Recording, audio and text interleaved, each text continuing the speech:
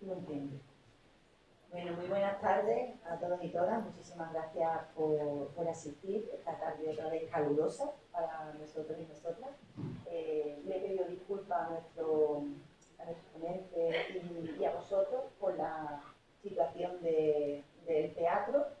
Como bien explicado, pues pensábamos tener los presupuestos aprobados para este periodo, pero no están aprobados, por lo tanto el capítulo de inversión no se prorroga, no se puede acometer la obra que hay que hacer para tener el aire acondicionado en funcionamiento correcto, como estamos deseando todos y todas. Así que os pido disculpas por ello. Dar la bienvenida a Rizán Perpiñet, director del Centro de Estudios Andaluz, a José Antonio Parejo, director de Revista de Andalucía en la Historia, a Eloísa Benalbé, coordinadora del dossier, y a nuestro técnico en cultura, Julio, a todos vosotros y vosotras, a todos los que habéis colaborado con esta revista, que después también diré más adelante. A vosotros, queridos vecinos y vecinas, autoridades que también hay, compañeros concejales, representantes del estudio andaluce, colaboradores de la revista Andalucía en la Historia, amigos y amigas. Nos reunimos hoy en este acto cargado de emoción y significado para nuestro pueblo.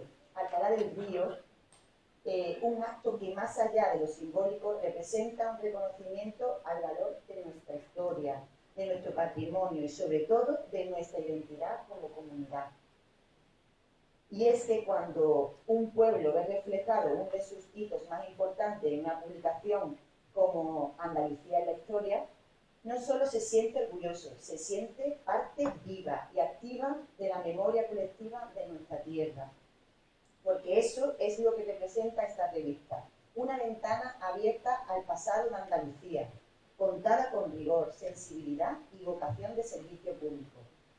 Una publicación que democratiza el conocimiento histórico y lo acerca a todas las personas interesadas, sin necesidad de ser especialistas, pero sí con el deseo de conocer, comprender y valorar de dónde venimos. Más concretamente, en su artículo 87, publicado el pasado mes de abril de 2025, Andalucía en la Historia dedica un espacio muy especial a nuestro pueblo.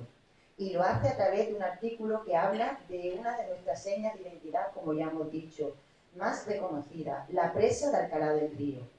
Esa imponente obra de ingeniería que desde hace un siglo ha marcado la vida de generaciones de alcalareños y alcalareñas. Una construcción que transformó nuestro pueblo, nuestra economía, nuestra relación con el río y que hoy sigue siendo clave para el futuro que soñamos y proyectamos juntos. Todo el mundo conoce que incluso los equipos de fútbol ya tienen el mirador de la presa como enclave para hacerse sus fotos. Está este año una presa que se lo lleva a todos. El artículo titulado El triunfo de la tenacidad y firmado por el compañero Julio Velasco Muñoz es mucho más que una crónica técnica. Es un homenaje a la constancia, a la visión y al esfuerzo colectivo que hicieron posible esta gran infraestructura. A través de sus páginas, el autor nos lleva a orígenes del proyecto, a las dificultades que rodearon y el impacto que tuvo y sigue teniendo en nuestra comunidad. Con un lenguaje cercano, pero profundo, el texto pone en valor no solo la presa como construcción física, sino como símbolo de superación y de identidad para nuestro pueblo. Agradecemos sinceramente a Julio su mirada comprometida, su sensibilidad histórica y su capacidad para contar todo con tanto acierto. Muchas gracias, Julio. Este reconocimiento llega en un momento muy significativo. La presa está a punto de cumplir 100 años de historia, en los que ha sido testigo de esfuerzo, de trabajo, de los avances y también de los retos que como pueblo hemos enfrentado. No es solo una infraestructura hidráulica, como ya hemos dicho, sino un símbolo de progreso, de modernidad y de capacidad colectiva. Y también un elemento de paisaje emocional que todos y todas llevamos en nuestra memoria cada vez que partimos de Alcalá del Río. Alcalá del Río se enorgullece de su pasado y también de la mirada que hoy proyectamos sobre él.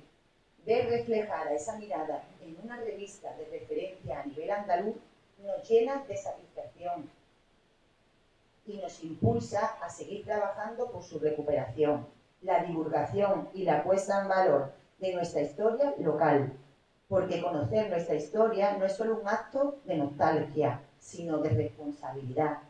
Nos permite comprender mejor quiénes somos, valorar lo que hemos construido y decidir con más conciencia hacia dónde queremos ir.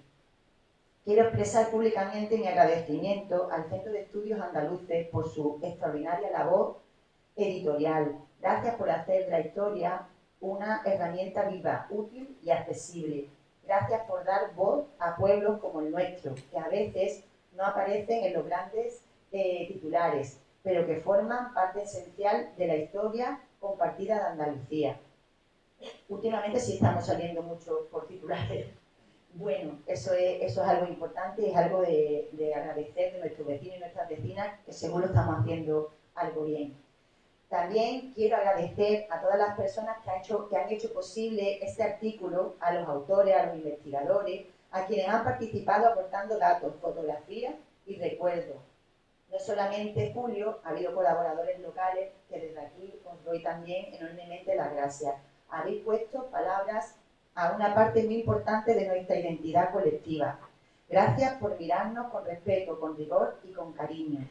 Y por supuesto quiero agradecer a todos los vecinos y vecinas de Alcalá del Río, porque sois vosotros quienes día a día mantenéis viva la historia de este pueblo, con vuestro trabajo, vuestra memoria, vuestra implicación en la vida pública y vuestra capacidad de mirar al futuro sin olvidar nuestras raíces.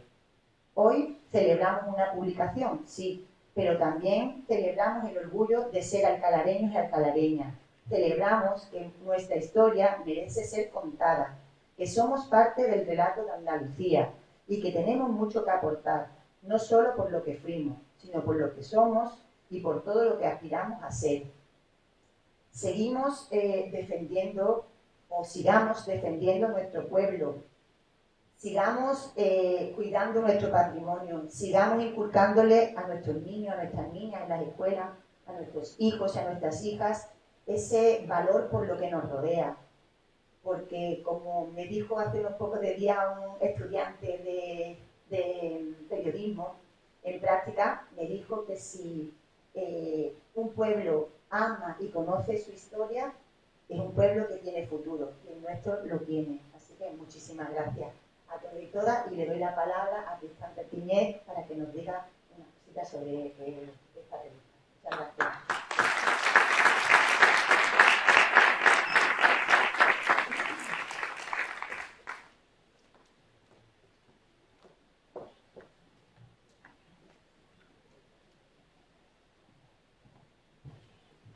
Bueno, muy brevemente, muchísimas gracias, alcaldesa, de verdad, por este cálido recibimiento. Muchísimas gracias por acoger este acto y por acompañarnos también en el mismo. Para nosotros siempre es una enorme satisfacción poder estar en localidades como Alcalá del Río y poner en evidencia y poder en manifestar la riqueza histórica y cultural que tienen todas las localidades de Andalucía, porque Andalucía en sí es una tierra que tiene un patrimonio y una riqueza cultural, identitaria y histórica muy importante. Bueno, para mí como director de la Fundación Centro de Estudios Andaluces, que como sabrán ustedes, si no se lo comento, es una fundación 100% pública dependiente de la Consejería de Presidencia, Interior, Diálogo Social y Simplificación Administrativa de la Junta de Andalucía. Dentro de la fundación tenemos el Museo de la Autonomía, la Casa de Blas Infante y el Centro de Investigación de Ciencias Sociales de Andalucía. Una de las actividades de divulgación científica, de alta divulgación científica que llevamos a cabo a través del Consejo Editorial de Ciencias de Humanidades es precisamente la revista Andalucía en la Historia, que además con sus 87 números es posiblemente una de las revistas más longevas dentro del panorama no solo andaluz sino nacional. Es muy difícil, llevar prácticamente 20 años de existencia y aquí se han recogido los principales temas de la historia de Andalucía. Y en eso seguimos, precisamente, contando las historias buenas que tenemos en Andalucía, porque nos podemos sentir muy orgullosos de nuestra historia, y aquí, especialmente en Alcalá del Río, precisamente, es uno de estos elementos que en este último número se ponen en la voz. Quiero agradecerles en este sentido muy especialmente tanto al profesor José Antonio Parejo, que además es vecino de esta localidad, profesor de Historia de la Universidad de Sevilla y director de la revista Andalucía de la Historia, el que haya incluido en este número este artículo, y sobre todo su diligencia y su capacidad para dirigir esta revista. Cómo no, darle las gracias también a la responsable de este dossier, a la profesora Elisa Bernardes, que además es la responsable del Laboratorio de Paleontología del Instituto de Andalucía de Patrimonio Histórico del IEPH, por la coordinación de este número sobre paleontología, donde está inserto este número, y, como no, a los concejales, a los miembros de la corporación municipal y a los miembros del Consejo de Humanidades de la Fundación Central. Está aquí Antonio, que además es investigador de la Biblioteca del Archivo General de Andalucía. Gracias también por tu asistencia. Sin más, porque los verdaderos protagonistas son ellos y las historias que nos van a contar, indicarles que si no han cogido la revista tienen todavía, creo, algunos números ahí detrás, y que tienen además en la página web de nuestra fundación, de la fundación centra.es, todos los números accesibles de descarga gratuita para que los puedan leer en PDF y ver la historia tanto de Alcalá del Río como de otras muchas localidades de Andalucía, todos los dosieres, para que vean la rica historia que tiene nuestra comunidad y lo orgullosos y orgullosas que se pueden ustedes sentir de nuestra historia colectiva. Muchas gracias.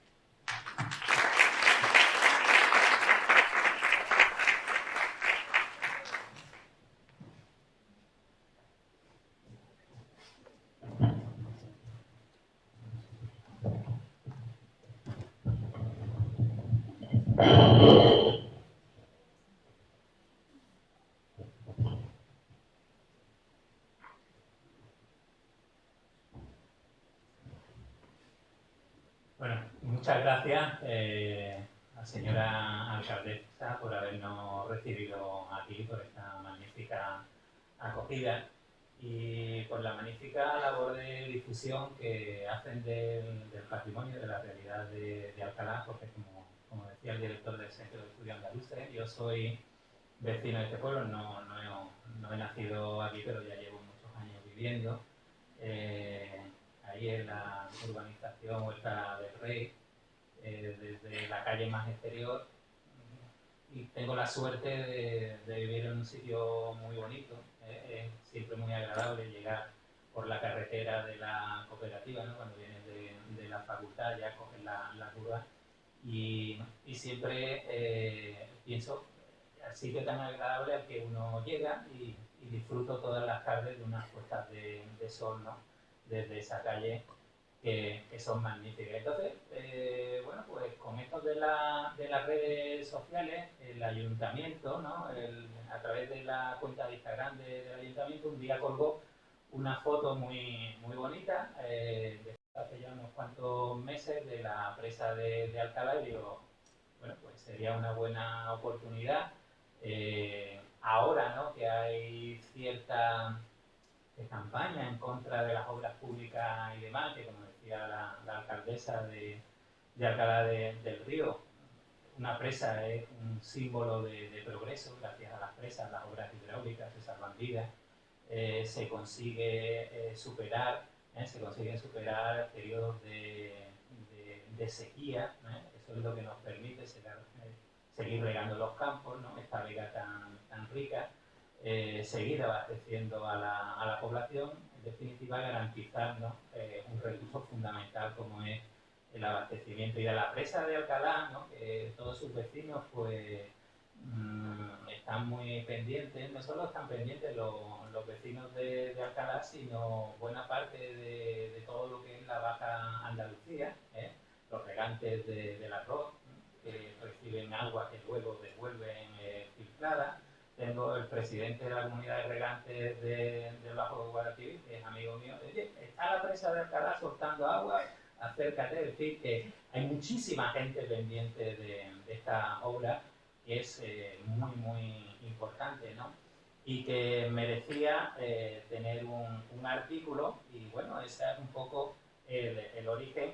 Y claro, uno tiene la suerte de tener entre sus conocidos y amigos un compañero de facultad, de promoción, estudiamos juntos, y que mejor que Julio, que inmediatamente recogió el guante, ¿no? Y estamos aquí. En el siguiente número también habrá otro artículo que ha descubierto, en el que se muestra, ¿no?, un descubrimiento que en Lebrija estaba olvidado, que es un cargadero de la carrera de India, y ya hay una movilización bastante importante en el pueblo. El alcalde, el concejal, el delegado de Cultura, pues quieren que lleguemos allí con la revista. Están esperando que aparezca el número, porque también va a ser un hito importante, ¿no?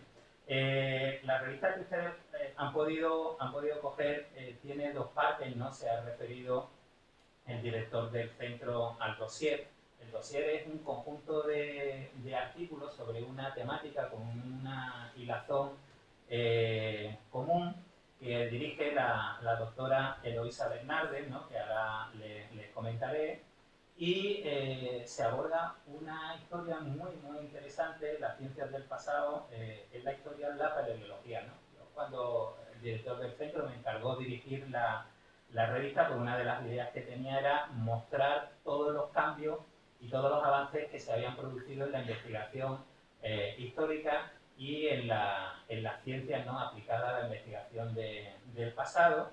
Y la prueba, bueno, pues la tenemos en este dossier. No solo es mostrar, sino de alguna manera conseguir llegar con la revista, porque la revista llega a muchos centros educativos, ¿no?, llevar a través de la revista una cuestión muy importante, que es intentar acabar con la estigmatización que se le hace a los alumnos de letras, y esto sigue siendo así, por desgracia. Los que tienen muy buen currículum, pues sufren una presión enorme para que estudien ciencias. Los que estudian letras, pues son los peores, y eso no es así. No es así, ni tiene por qué ser así. Y la prueba evidente, de que existen las inteligencias múltiples, la prueba evidente de que el futuro no está escrito, lo tienen ustedes en esta revista, que es una fusión, y es una colaboración de todos los ámbitos del saber. Hay que enseñarle a los niños que lo que estudian, cuando dicen, bueno, ¿esto a mí de qué me sirve? El argumento, ¿no?, la respuesta que hay que darle a los niños para prepararte para el día de mañana, porque la vida nos lleva por muchos derroteros y nos tienen que preparar para todo tipo de cosas, ¿no? Entonces, cada cuestión que se estudia nos prepara para ese asunto. Y aquí colaboran científicos de talla mundial, la prueba la tengo yo aquí a mi derecha. La doctora Bernardes ganó con su equipo el premio de la revista Science, que es la mejor a nivel mundial de ciencia, al mejor artículo del año 23, que es un hito de la investigación española y andaluza, porque desde Andalucía se están haciendo investigaciones con una proyección mundial, ¿no?, en un estudio interesantísimo sobre los caballos y cómo llegan a América, ¿no? La doctora Bernardes, pues, compuso un equipo de especialistas que, a través, ¿no?, de una serie de artículos que ustedes podrán leer, pues nos van mostrando, ¿no?, toda esa colaboración entre arqueólogos, historiadores, científicos de distintas ramas. Y verdaderamente, ¿no?, si no lo han visitado y tienen ocasión, vayan al Instituto Andaluz del Patrimonio Histórico. El trabajo que se hace en ese centro de investigación es un trabajo de máxima, ¿no?, de máximo nivel. El otro día que presentábamos la presentación normal, oficial de la revista en la Casa de la Ciencia, la doctora Milagros Alzaga, la jefa subacuática del Instituto Andaluz del Patrimonio Histórico nos contaba uno de los descubrimientos en los que la doctora Bernardes estaba implicada, ¿no? Habían encontrado un pecio con unos restos en los que se habían conservado, ya luego me corrige si me equivoco, restos de una serie de virus, de patógenos, que cuando se lo dieron a los farmacéuticos, ¿no? A los farmacéuticos que investigan, bueno, nosotros tenemos esto, pues bueno, fue un hito porque les permite, ese patógeno que se había quedado de alguna manera encapsulado a salvo en el siglo XVI, les permite seguir la evolución de las enfermedades, con lo cual se pueden combatir mucho mejor porque conocen perfectamente, como digo, cómo han evolucionado. Eso, cuando uno ve las pizarras, las fórmulas matemáticas y demás, tú ves, no, esto es un trabajazo y ahí participa muchísima gente, colabora muchísima gente, y estas cosas se hacen en Andalucía. Se hacen en Andalucía, que como digo, ¿no? Es punta de lanza en muchas de estas cuestiones, y la prueba la tenemos aquí, ¿no? Y luego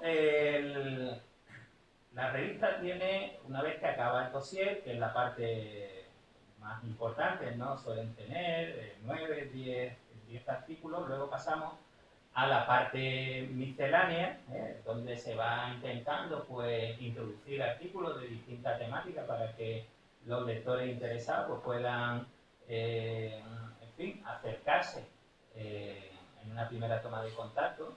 Y aquí, en esta parte de miscelánea, aparece el artículo de Julio Velasco, que es, como ahora nos comentará, un recorrido muy interesante, muy bien escrito, sobre toda la iniciativa, ¿no? que lleva a cabo Carlos Mendoza hasta que la presa de Alcalá se hace realidad. Para que en los países, para que en las regiones, para que en las localidades exista la iniciativa, el emprendimiento, deben darse una serie de condicionantes y de circunstancias que hagan atractiva esa aventura empresarial, que por un lado, evidentemente, ¿no? Persigue un beneficio, ¿no? Hay unos incentivos, pero que luego dejan una realidad, ¿no? La realidad de hace casi un siglo, pues todavía la tenemos con nosotros en este pueblo, ¿no? Que además tiene la particularidad de estar en un notero y tiene una pista magnífica de la presa y de todo lo que es el río Guadalquivir, los meandros hasta que llegan aquí, ¿no? De tal manera que es también un reflejo de esa Andalucía de principios del siglo XX, que siempre nos han dicho, ¿no? Nos han contado que es una tierra de atraso y de falta de incentivo, y no es así, Aquí ha habido atraso, ha habido su desarrollo, pero ha sido un lapso, ha sido un lapso. Esta tierra es pujante, es una tierra pujante, una tierra emprendedora, y solo hay que pasear, ¿no? Por los pueblos, por las ciudades, por esta vega tan rica, y ver el dinamismo que hay. Y en eso están todas las autoridades, independientemente, ¿no? del color político, trabajando para que esta tierra pues, proyecte al mundo todas las capacidades que tiene, ¿no? De alguna manera esto está reflejado en este artículo. Yo ahora le voy a dar paso a la doctora Bernardes para que nos cuente algunos detalles, ¿no? De lo que es su trabajo, de las investigaciones que llevan a cabo, porque merece la pena, es una oportunidad, ¿no? tenerla aquí con nosotros.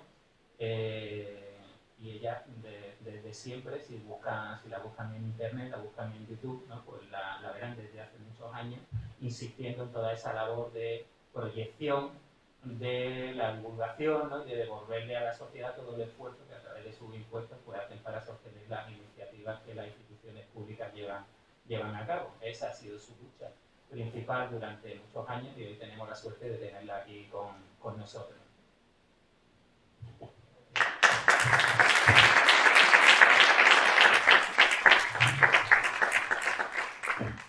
Buenas tardes a todos, muchísimas gracias por estar aquí con tanto calor.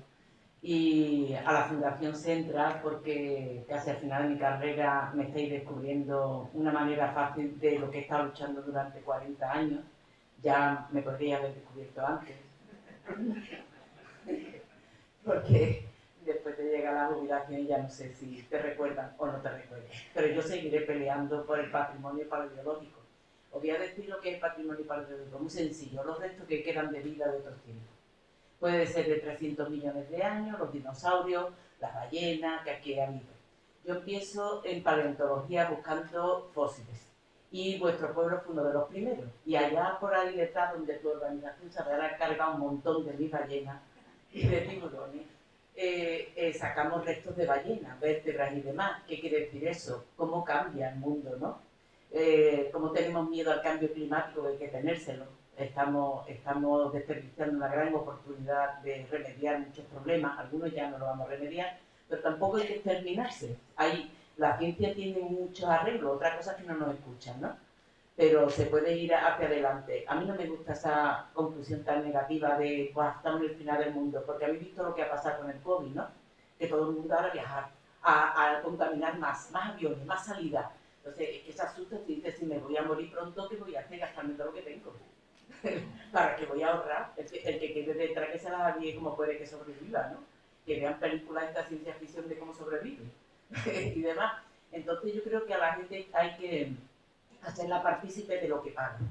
Y a los científicos nos pagáis vosotros, a los de humanidades. Es que a mí no me gusta eso de científicos, humanidades y demás. A los que investigamos, a los que parecemos unos inútiles porque no somos médicos ni ingenieros, pues os estamos dando a veces felicidad, conocimiento y civilización. Que al final hacia dónde vamos, a ser unos seres civilizados, que aún no lo somos, ¿eh? Estamos ahí, pero aún no lo somos. Hasta que no respetemos lo que significa la cultura no es 4 libros ni un teatro. La cultura es una manera de ser, una manera de enfocar la vida. Y yo creo que los que estáis aquí lo estáis entendiendo muy bien. Ahora hay que decírselo a los que nos han venido. Y una de las cosas que yo me propuse, yo soy bióloga, paleontóloga, pero estuve 11 años en Doñana, siguiendo a los bichos muertos, a ver qué pasaba con los bichos muertos, ¿no? Y empecé con los arqueólogos y me arruinaron la vida, claro. Empecé con ellos a trabajar. ¿Y esto qué es? Esto es un cerdo. Para mí era sencillo, puesto que estaban terminando ballenas y tiburones con 5 millones, 25 millones de años. Eso era nada, y vete a la carnicería y lo ves, y ya está. Bueno, pues a partir de ahí creo que entré en un mundo fantástico, que es el de la historia, un mundo en el que yo quería estar, que es en medio del patrimonio natural y cultural. Le he propuesto ya a las dos consejeras, a la de Cultura y a la de Medio Ambiente, que se acabaron los adjetivos para el patrimonio. Tenemos un patrimonio. Y ese patrimonio, en una ocasión administrativamente, tendrá que verlo el medio ambiente y otras veces cultura y otras veces otra administración. Obras Públicas, por ejemplo, se encarga también de cuando abre cualquier cosa como esta presa, pues que haya un seguimiento arqueológico y paleontológico. Bueno, pues vosotros tenéis una riqueza extraordinaria, porque tenéis un cuaternario con elefantes aquí, al lado, un fémur que saqué hace muchos años. Tenéis ballenas, un poco, pero no, es que vosotros tenéis los 4 puntos cardinales. Y tenéis bichos de todas clases. Un poquito más cerca, que seguro que se pasó por aquí también, tenéis huellas de dinosaurios en el arroyo Trujillo, así de grande. Entonces, estamos siempre hablando de en La Rioja, en otros países, y no sabéis lo que tenemos aquí. Tenemos huellas, las Matalascañas, lo habéis escuchado estos años, ¿no? De huellas de humanos. Me da pena que no he traído un PowerPoint, pero le digo a la alcaldesa que cuando me puede disponer de nosotros, pide al director que venga y yo os cuento con un PowerPoint enseñando las huellas, enseñando los fósiles y enseñando todo lo que hemos descubierto. Pero realmente aquí estamos para escucharte a ti, más que nada. Y lo de la presa, que estoy yo muy intrigada, que siempre me ha encantado pasar por aquí. Yo hace 40 años que no entraba aquí al pueblo, pasar sí, pero claro, es que me voy para los fósiles. Y aquí como no hay fósiles, porque ya lo habéis cargado por las obras, que no pasa nada. Yo siempre digo que no es como la arqueología, que tiene que ser conservadora. A mí me conviene que hagáis agujeros, pero llamadme, por favor. que cojamos el fósil y os monto un museo como montado en La Rinconada, que tiene un magnífico museo con sus fósiles sacados de la Pioneer. Es decir, nosotros nunca vamos parando obras, todo lo contrario. Os decimos que os deis más prisa para sacar más. Bueno, pues alguna de esas historias de laboratorio que se creó cuando yo entré en Minería PH hace 30 años, lo que hacemos más que nada, más que lo de los fósiles, es que no hay paleontólogo en la Junta, entonces tengo que estar siempre como de guardia con ese tema. Pero nuestro tema de investigación son los huesos y las conchas que se encuentran en los yacimientos arqueológicos y de un periodo determinado, el Holoceno. El Holoceno son los 10.000 primeros años. ¿Y por qué escogí esto? Porque es el momento en que el cambio que ha dado la Tierra se produce en estos 10.000 últimos años. Tenemos los neandertales, el hombre de Orce, todo lo que queráis, pero se tiran 300.000 años con la misma piedra tallada. Y aquí tenemos, en 10.000 años, no hemos ido a mar. Y a mí me fascina. Y todo comienza cuando empezamos a domesticar 4 hierbas y 4 bichos. Empieza la domesticación. Daros cuenta que esta humanidad, que somos 8.000 millones de personas, más los miles que han muerto, nos hemos alimentado y hemos crecido de 14 especies de animales y 4 de cereales. El arroz, el mijo, el maíz, no me acuerdo de otro más. Y 14 especies, vaca, ovejas, cabras, y fijaros lo que hemos hecho, hemos cambiado toda la fisonomía de la tierra. El 30% de la tierra está cultivada y no tenemos más porque hay agua, y ya veremos, ¿eh? Porque los holandeses van así, lo que pasa es que ahora mismo con el deshielo va la cosa así, pero eso es lo que tenemos que aprender los humanos, que no somos dioses, que viene un tsunami que nos viene ya, ¿eh? Es decir, prepararos para vender cara a vuestras casas porque van a ser las próximas chalets de la playa. Eso que lo tengáis claro. No, estamos ya, Chiclana tiene un plan ya de alerta, ¿eh? Y el último tsunami grande llegó hasta el patio bandera, ¿eh? De Sevilla, de la Casa de Sevilla, que está aquí las conchitas puestas, ¿eh? A través del río Guadalquivir no sabéis lo que puede entrar, no va a ser una catástrofe a estas alturas, pero Cádiz, tu pueblo, va a desaparecer, es decir, ya veréis, ¿eh? Ya veréis. No soy catastrofista, pero el que avisa no es traidor. Coger un piso 12 o 13.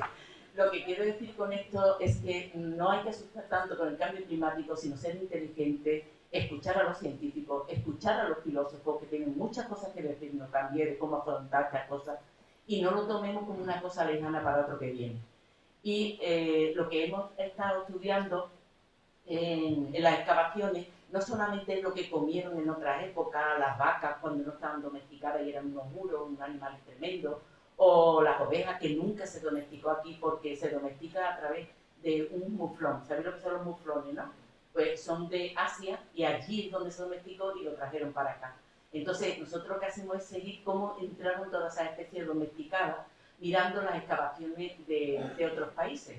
Y vamos estableciendo los cambios. Utilizamos la genética para ver cómo hemos ido cambiando. Me hace mucha gracia cuando hablamos de maíz transgénico. Nosotros estamos haciendo transgénicos los bichos desde hace 10.000 años.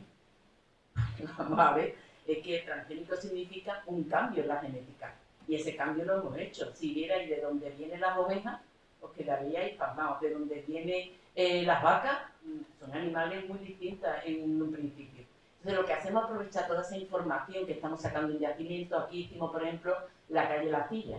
Hicimos la fauna de yacimiento fenicio y una necrópolis también. Entonces, lo que hacemos es relacionar toda esa fauna, todo lo que era antes los ecosistemas y los animales, cómo lo hemos ido aprovechando hasta cambiar la fisonomía y estar donde estamos, ¿no? Vistiendo ropa sintética, subiendo a Marte, haciendo muchísimas cosas en 10.000 años. Y todo esto parte desde Mesopotamia y de Irán e Irak actual.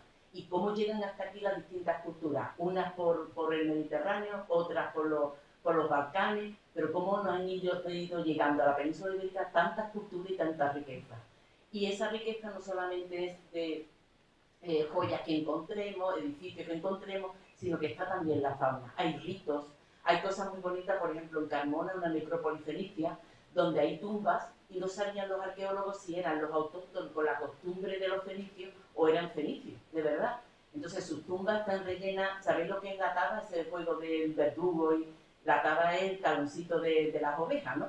Pues hay 200 y pico en las tumbas de los niños con 6 años y 12 años. Esa costumbre aquí no existía. ¿Qué me estás diciendo? Que es una persona que trae una costumbre de por ahí. Es como cuando vais, por ejemplo, a Marbella y veis los cementerios de los alemanes.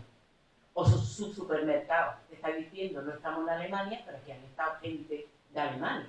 Pues eso es lo que estamos haciendo, descubrir a través de la fauna, de la basura, al final, que dejaron estas civilizaciones, las costumbres, las civilizaciones que vinieron y las costumbres que nos dejaron, porque se van los fenicios, sin embargo aquí siguen echando la gente en las tumbas los huesecitos de las ovejas, como recordatorio. Es como aquí, utilizamos todos vaqueros, ¿verdad? Y sin embargo no somos americanos, sino que es como la influencia de una cultura puede llegar en un momento a alargarse y sin embargo quedar aquí durante mucho tiempo.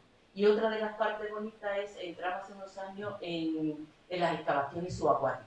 Hemos sacado un barco del siglo XVII y ¿qué trabajo podía hacer? Hubo uno primero, se llama Delta II, que el barco tenía la bodega casi intacta. Había huesos de animales, de ovejas, lo determinamos, claro, que hace las ovejas submarinas, un snorkel que no me la encontré, era la bodega de alimentos al hundirse el barco. El barco es magnífico porque es el primer barco que el Drake, el Victoria, no es pirata, por mucho que le diga el corsario, era un pirata. El primer barco que hunde cuando viene a invadir España por Cádiz. Y el barco se hunde con un montón de cañones de primera y había unas cosas blandas que parecían como hojas de tabaco, y eso es muy raro que hace 400 años duren las cosas blandas a 9 metros de profundidad, ¿no? En el mar y dándole el agua.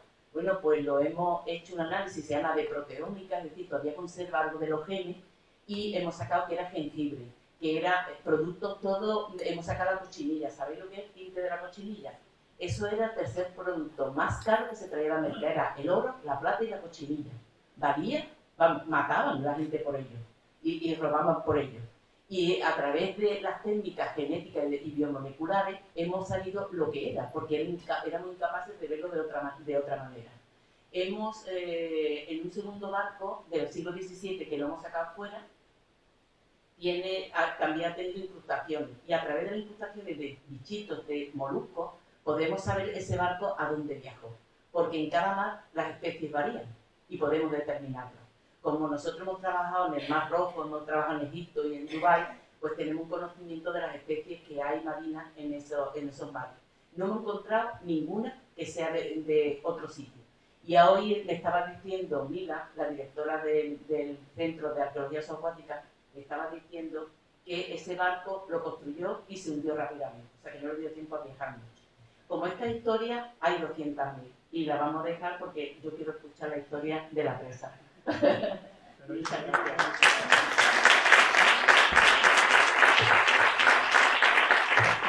Antes de que hable Julio, llamada de mi madre, niño, ¿no tendréis riesgo en Alcalá de morir ahogado? Digo, no, vivimos en un pueblo que está muy alto. Si estuviéramos a punto de estar ahogados, habría 1 millón de personas ahogadas.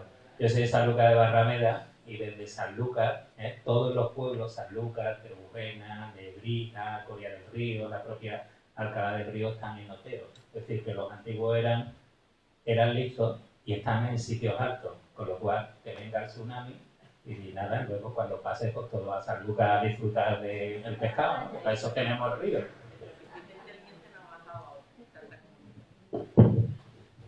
Bueno, podríais haber seguido vosotros hablando, porque a mí ya me han escuchado yo muchas veces y bueno, hemos disfrutado mucho de lo que habéis contado. Bueno, yo quiero agradecer vuestra presencia en esta presentación de la revista Andalucía de la Historia en la Casa de la Cultura de Alcalá del Río, que está ubicada en la antigua calle Carlos Mendoza. Tuvo durante un tiempo el nombre de Carlos Mendoza a esta calle y después se le cambió. Bueno, Emma, Tristán, muchas gracias por respaldar este apoyo, por hacerlo posible. Bueno, es importante que les respaldéis de esta manera. Alcalá tiene una dilatada y frondosa historia y tiene una nómina muy numerosa de historiadores, empezando por el catedrático Antonio García Vaquero, que era originario de Alcalá, y bueno, después tiene mucha población muy interesada en la historia. Muchos de los que nos acompañáis hoy aquí pues sois interesados y os gusta la historia de vuestro pueblo, entonces que se haga esta presentación aquí en Alcalá es un motivo de alegría y de orgullo.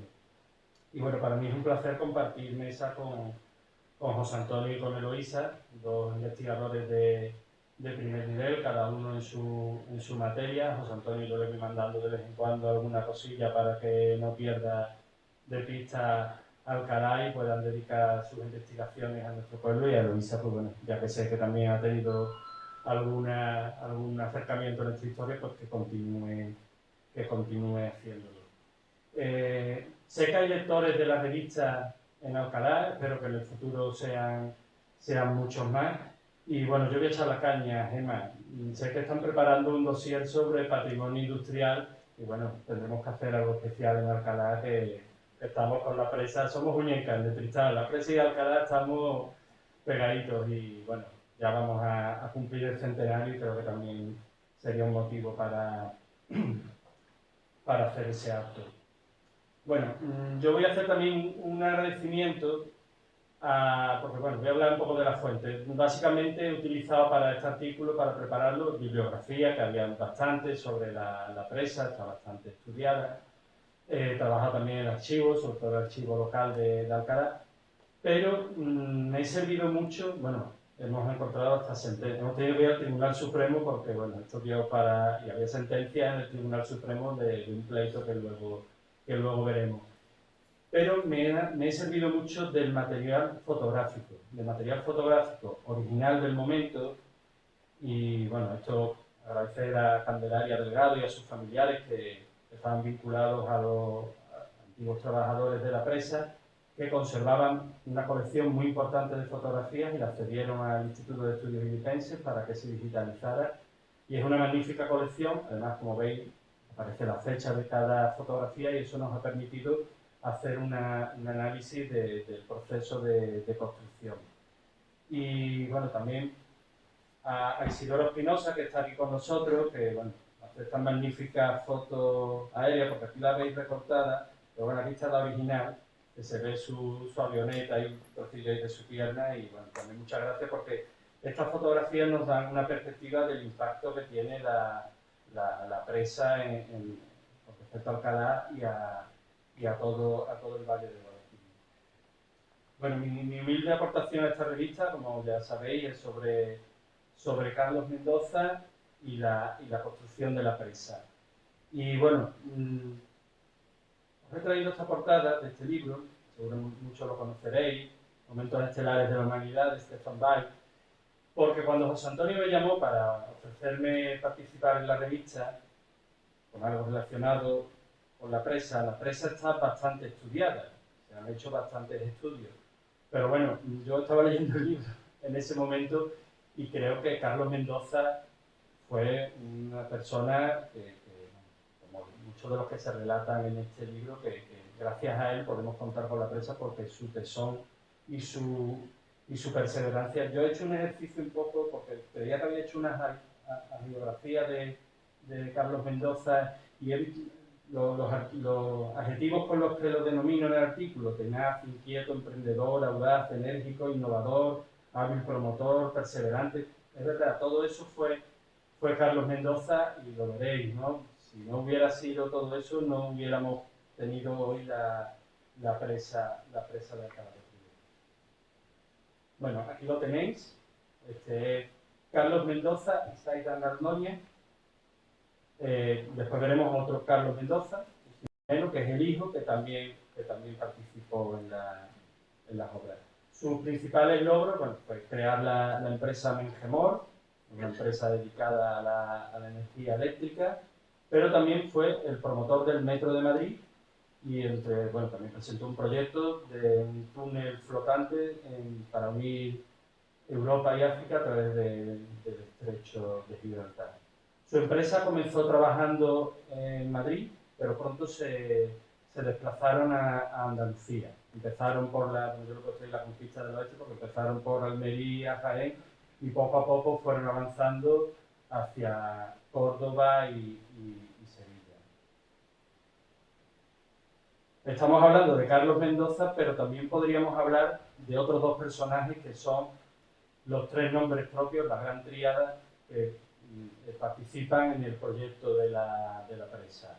Carlos Mendoza es el ingeniero, Carlos Fernández Sau es el arquitecto y Javier Vituisen es el paisajista, que es el diseñador de los jardines, que bueno, todo hecho conforma el conjunto hidroeléctrico, que es un conjunto hidroeléctrico, como decía José Antonio antes, en esos principios del siglo XX, pues de verdadera vanguardia, ¿no? Y cada uno aportó algo, ¿no? El ingeniero aporta la solución técnica para estribar una presa en un valle aluvial. Aquí no hay tierra, esto es un valle aluvial, y hay que estribar una presa que tiene que soportar 8.000, como máximo, 8.000 metros cúbicos por segundo. Eso es mucha agua. Eso es mucha agua y ahora veréis algunas fotografías de cantidades menores y comprobaréis que es mucha agua. El arquitecto, pues, resuelve la unidad compositiva de la presa y la central, reinterpretándola como un castillo medieval y convirtiendo, pues bueno, consiguiendo que hoy día no exista ningún impacto visual entre la presa y el pueblo. Consigue fundirlo con una arquitectura mudéjar y lo equipara al pueblo y bueno, están perfectamente integrados. Y el paisajista, pues lo que hace es todas esas construcciones que se han realizado nuevas en torno al río, pues integrarlas en el paisaje de Ribera. Bueno, aquí tenéis un plano original de Carlos Mendoza. No sé si lo veis bien, está un poquito pequeño, pero bueno, ahí está el proyecto completo. Es una escalera hidráulica, es una escalera de 11 escalones, desde Córdoba a Sevilla.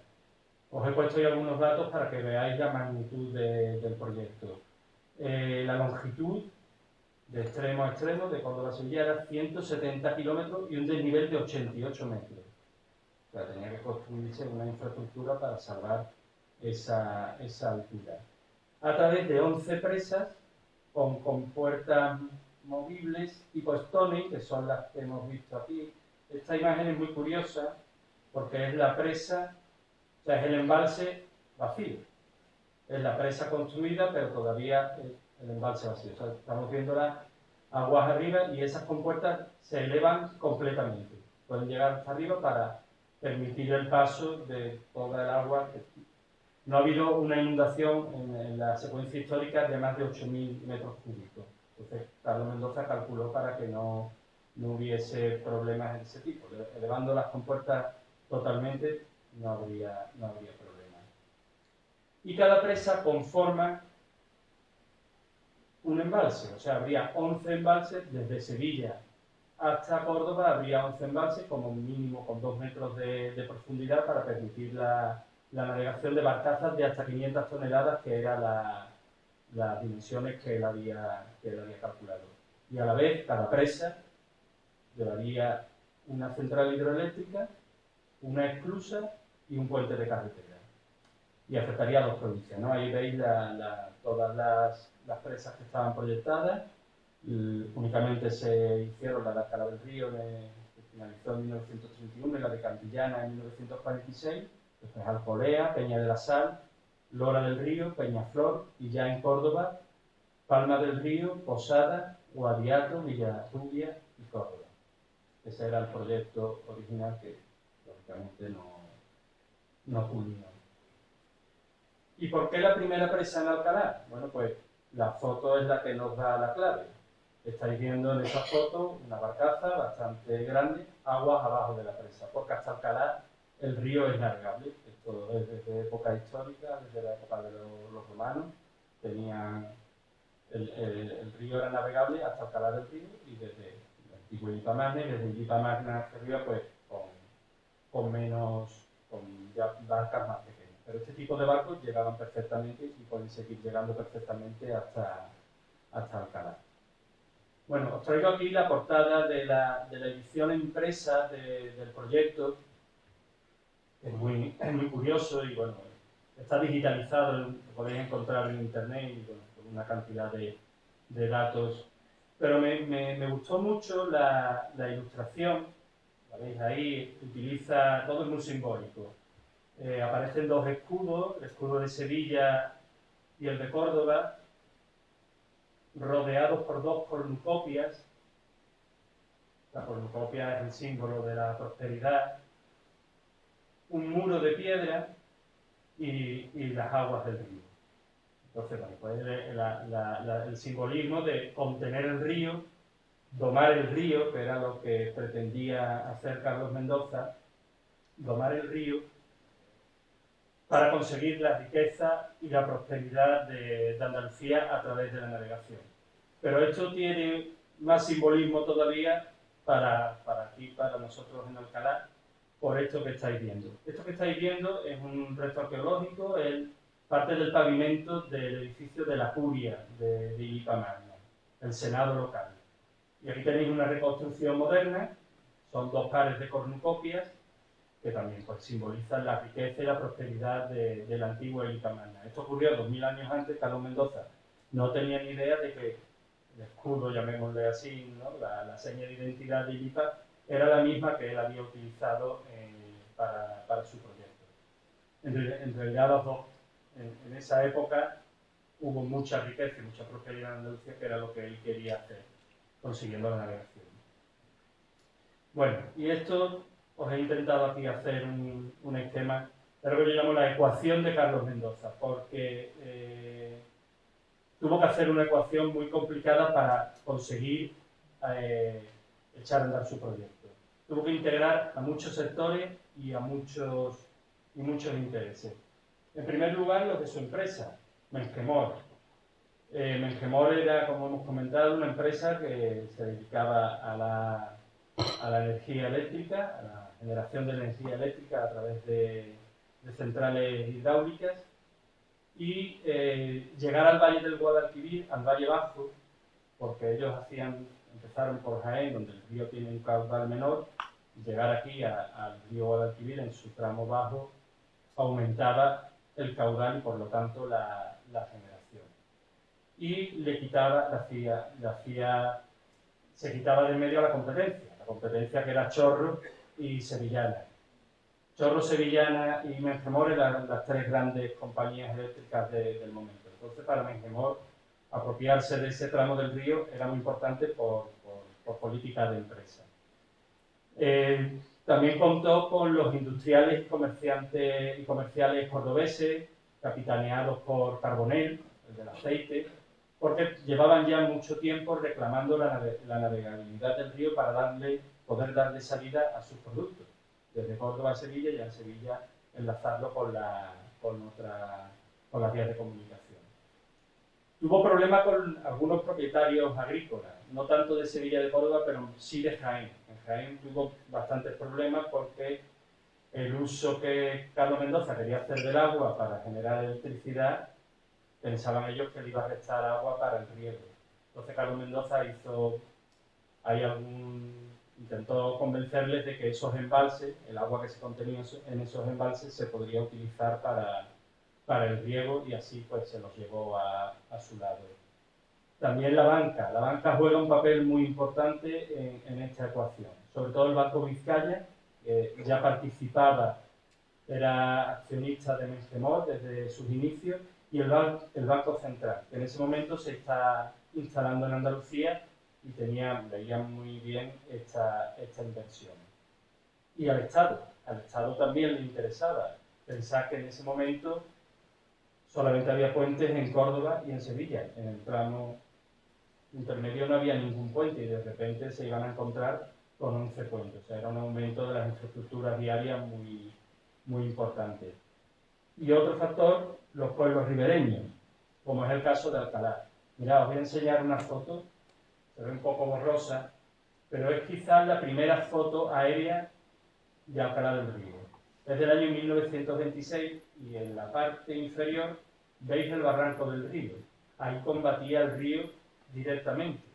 Entonces había muchos desprendimientos y, bueno, de hecho se cayeron muchas casas cada vez que había alguna elevación del nivel del río, pues se derrumbaban muchas casas y el pueblo estaba necesitado de unas obras de defensa que eran las que les podía proporcionar la construcción de la presa. Es muy curioso que en todo el proyecto, si veis el proyecto completo, la única presa que estaba justo en un núcleo urbano era la de Alcalá del Río, el resto estaban en zonas, en campo, no estaba en contacto con una población.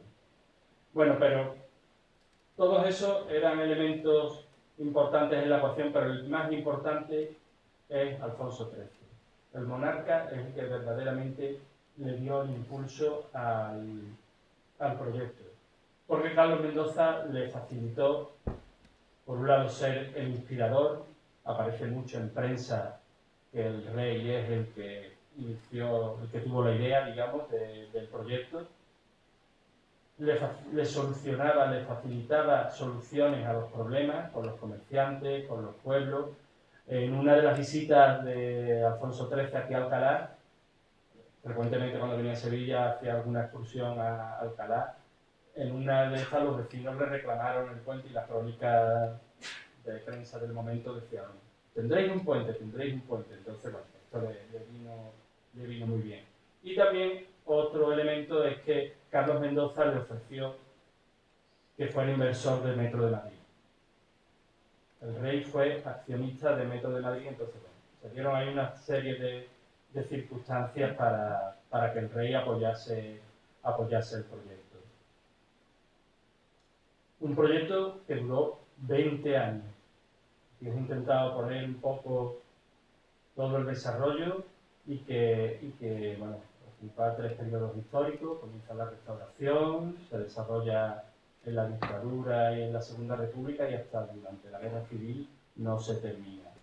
Todo empieza en 1916 en Mengíbar, en la inauguración de la presa de Mengíbar. Alfonso XIII va a esa inauguración y allí Carlos Mendoza y sus socios aprovechan para presentarle el proyecto. Comienza a trabajar en el proyecto y bueno, desde 1919 que se aprueba el proyecto hasta el año 1925 está empantanado, completamente parado por problemas de burocracia, conflictos de intereses, pasó también un cambio de régimen y en 1925, ya en la dictadura de Primo de Rivera, por decreto, se aprueba definitivamente el proyecto. La solución es crear una nueva empresa. A la solución a la que llega Carlos Mendoza, que era un poco esa ecuación que os mostraba antes, se crea una nueva empresa, Canalizaciones y Fuerzas del Guadalquivir, formada por Mengemor, Chorro y Sevillana y los 2 bancos. Y además incorpora otro elemento fundamental, que es el pantano de Escándula. En ese momento uno de los mayores pantanos de España y es el que regula la cuenca. De hecho, hoy día todavía sigue ejerciendo esa función de regulador de la cuenca.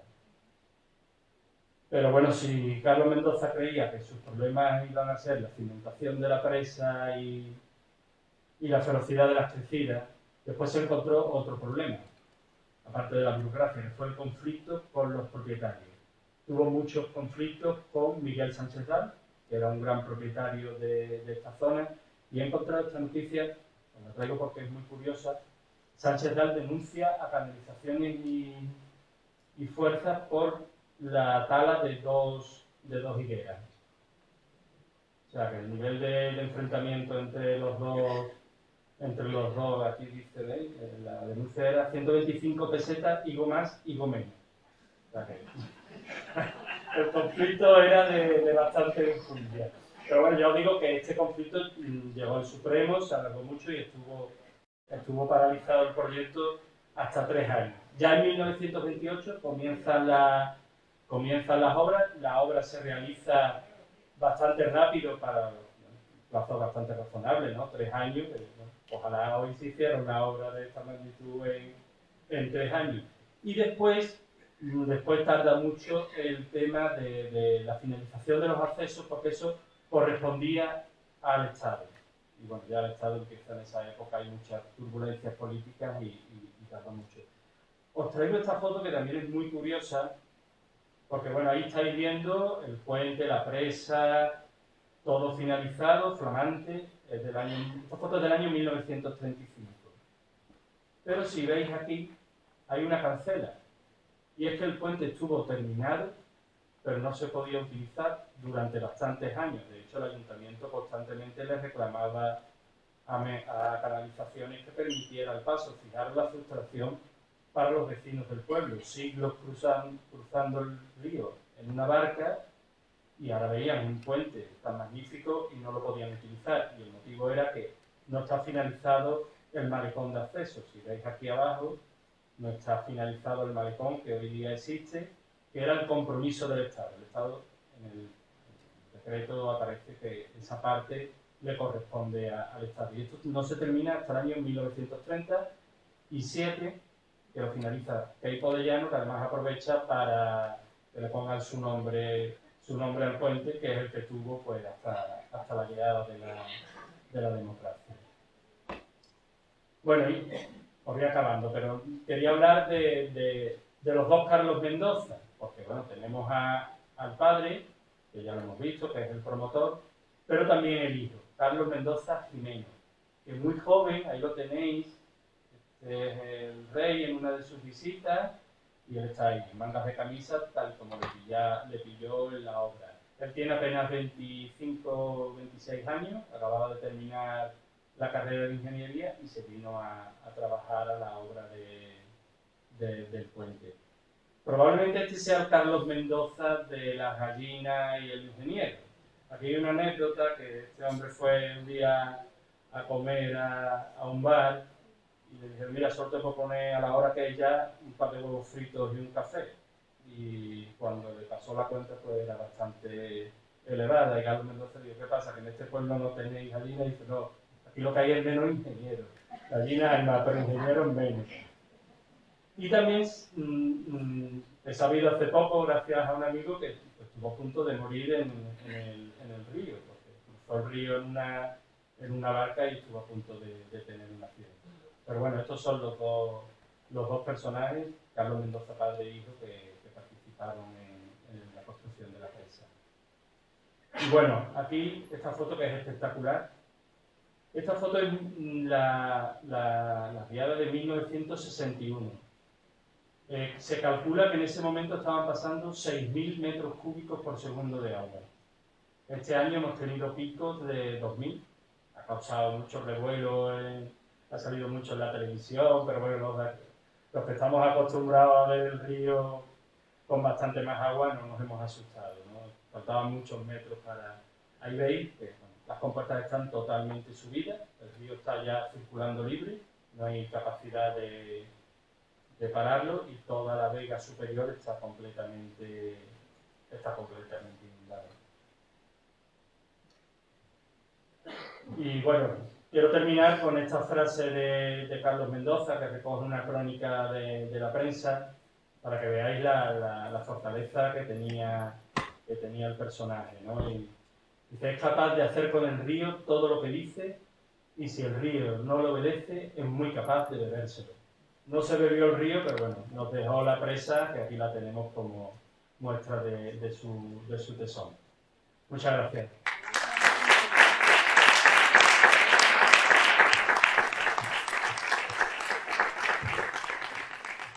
Bueno, interesantísima charla la que nos ha dado Julio, que se puede...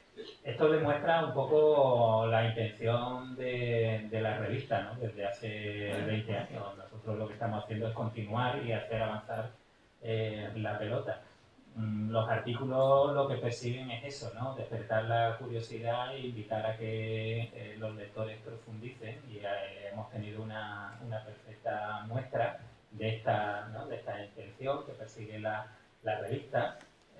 Lo que nos ha contado Julio, pues también me imagino que la alcaldesa del pueblo se verá reflejada, ¿no? Porque creo que una de las actividades que tiene que tener alguien que trabaja por su pueblo es captar inversiones, traer la riqueza, ¿no? La gente de fuera pues enriquece los pueblos, y Julio, a través de la fotografía, lo que nos ha contado, lo ha ilustrado perfectamente, y es una historia muy interesante que desde luego no se va a cerrar aquí. Ya hablaremos y prepararemos otro artículo para el siguiente año, porque Julio lo hace muy bien y eso es lo que queremos en la revista. Y si alguien tiene alguna pregunta o algo, pues ahora le abrimos un pequeño turno de intervenciones, y yo no quería dejar pasar la oportunidad de invitarles a seguir, ¿no? En contacto con la revista. La revista se vende aquí en Alcalá del Río, en la papelería que hay donde está la churrería. Ahí llegan unos cuantos ejemplares que se agota, pues yo le he preguntado a la señora que atiende el establecimiento. Pero si se agota, también tienen la oportunidad, aquí en la última página se recoge la información, ¿no?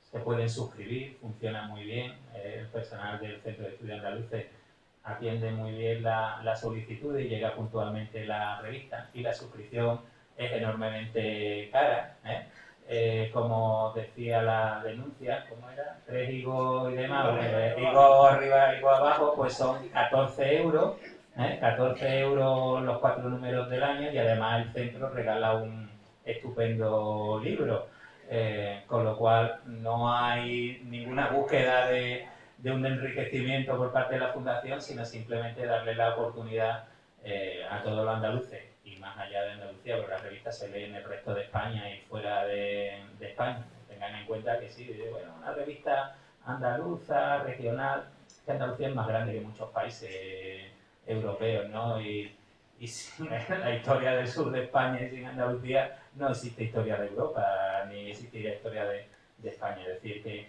aquí hay mucho conocimiento, lo tienen al alcance, y que una institución pública pues ponga una revista de esta entidad al alcance de cualquiera, pues 14 euros más un libro, pues denota el esfuerzo y el compromiso que se hace. Yo les invito, ¿no? Y ese es nuestro objetivo. Además, merece la pena leer la revista en papel, más allá de que puedan descargar un PDF y demás. Porque esto les pasa a los propios autores, ¿no? Mandan el archivo y cuando le llegan la revista en papel, y esta, no porque yo sea su director, que bueno, yo soy uno más, ¿no? De una larga lista que seguirán, yo puedo decir, y sin caer en el chauvinismo ni en vanagloriarme ni nada, que es la revista que tiene y que reúne hoy por hoy, de todas las que están en el mercado, el mejor plantel de especialistas. Porque hay en otras muchas, sin desmerecer el trabajo de los periodistas, pero que escriben gente aficionada. Aquí se ve perfectamente el poderío intelectual que está detrás de los grupos de investigación y de las investigaciones. No hay ninguna revista en España con este plantel de investigadores. Y solo tenemos aquí en Andalucía, lo lidera el Centro de Estudios Andaluces, pero está al alcance de cualquiera. No sé si alguien tiene alguna pregunta que hacerle a Julio o a Eloísa. Yo a Eloísa, esos fósiles que se han encontrado en Alcalá, ¿dónde están? Pues eso yo lo dejaba en el ayuntamiento. Yo jamás, cuando cogía estos fósiles me lo he llevado. Nunca, yo estaba en la estación biológica de Doñana en ese momento, porque es el pabellón de Perú, le presentamos el otro día la revista. Y allí no se llevaba más que para ser estudiado y se devolvía. Tanto es así que la Rinconada tiene su museo de todo lo que se ha recogido y se iba dando. Lo ha ido guardando. Es verdad que fue un profesor del instituto que era sacerdote, lo fue guardando, el ayuntamiento le ayudaba dándole lo que podía sobre la vitrina y demás, y al final han hecho un museo precioso. Y ha sido porque han seguido valorar lo que tenía. Yo aquí no lo sé dónde está, pero que hay mucho más, que todo lo que hay que hacer por parte de urbanismo, o sea, hacer un seguimiento como se hace el arqueológico, que tembláis todo, pues el paleontológico no hay que temblar. Es decir, encontráis algo, nos llamáis que estamos cerquita, venimos y ya está. Aunque ese no es el trabajo que deberíamos hacer en nuestro laboratorio, pero es que no hay paleontólogo en la Junta. Y yo comencé por ahí y no voy a abandonar de auxiliar cuando queráis. Por eso en el Seprona le contaba una anécdota a vosotros. Del otro día me llama la Policía Nacional porque hay unos fósiles en una venta en Estepa, la venta del hacho. Cuando llegamos lo habían quitado en mucho. Y no hay que hacer eso porque jamás, en 40 años que llevo procurando que este patrimonio siga adelante, jamás puede decir nadie ni que le paran una obra ni que le quitan un fósil. Se encontró un tronco fósil de 300 millones de años en Almadén y allí está puesto. Les ayudé a conseguir el dinero para el sitio y a hacerle todo el trabajo gratis. Hemos encontrado las pisadas de Tarifa, de mucho trabajo gratis al ayuntamiento para que haya una reproducción, los ciegos y las personas que tengan dificultad puedan tocar. Las huellas son de elefantes de 700.000 años.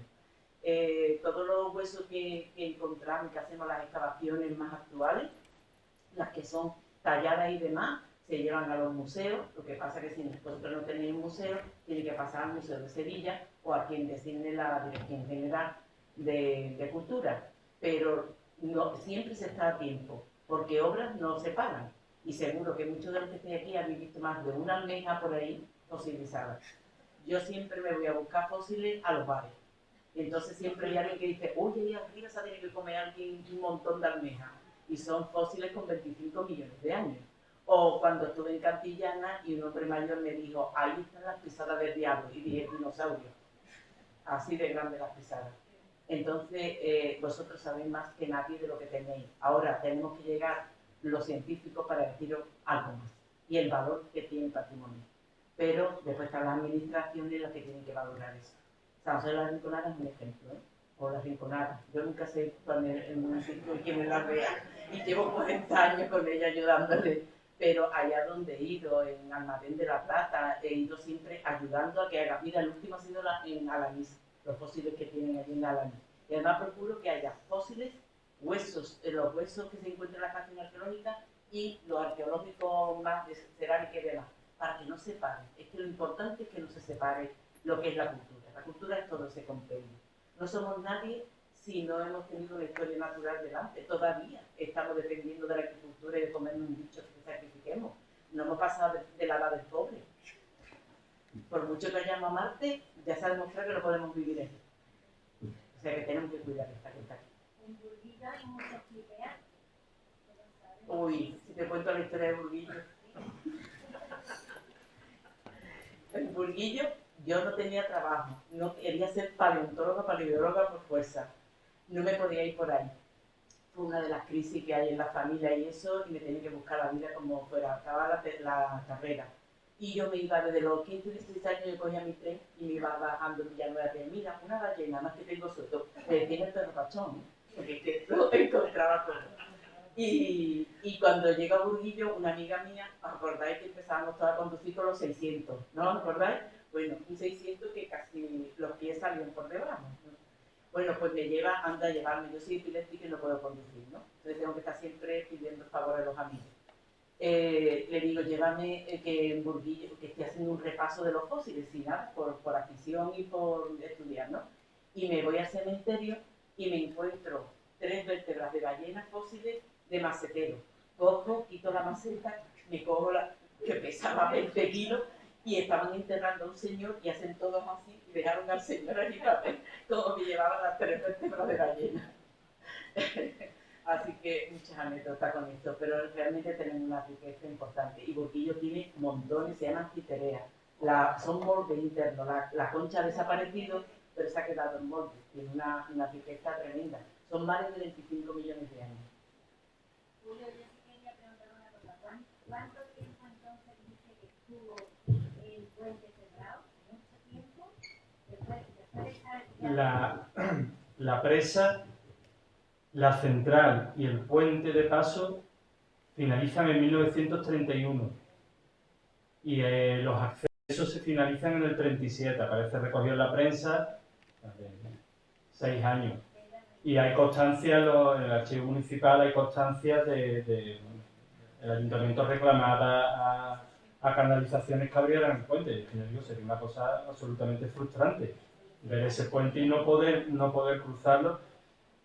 No solamente, bueno, la población, pero sobre todo los agricultores, no eran las personas, sino los carros con toda la cosecha y bueno, el transporte sobre todo porque Alcalá, bueno, todas las anécdotas de Alfonso XIII están relacionadas con que él iba de cacería muchas veces a la Sierra Norte, ¿no? Entonces por eso venía venía por esta zona, claro, si el puente no lo podía atravesar, pues era... Bueno, yo en esa época no podía cruzarlo porque no estaba en España.